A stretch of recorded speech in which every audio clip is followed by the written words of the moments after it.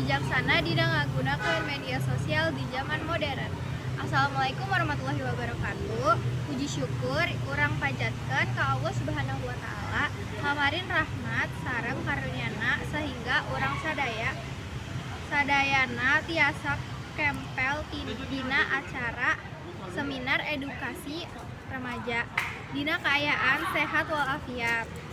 Salawat sareng salam mugja salawasna dilimpahkeun ka junjungan urang Nabi Muhammad SAW, ka keluargana, sahabatna sareng urang sadayana salaku umatna. Anu ku simkuring dipikih hormat panitia penyelenggara, para tamu undangan sareng rerencangan sadayana anu dipikanyaah dina kasempatan ieu simkuring luluntiah salaku pamateri seminar bade nepikeun diantara wijaksana dina ngagunakeun media sosial di zaman modern. Di zaman ayeuna media sosial geus jadi bagian tina kahirupan sapopoe, utamana keur kalangan remaja.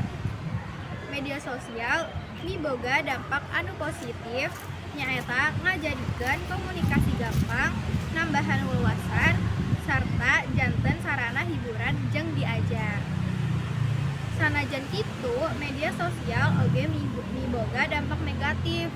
Loba remaja anu jadi kacanduan nepi ka mopohokeun wawajibanana seperti diajar sajaba ti eta. Media sosial oge bisa nyebabkeun kurangna interaksi langsung jeung batur, sarta gampang kapangaruh ku informasi anu tebenar atau hoax.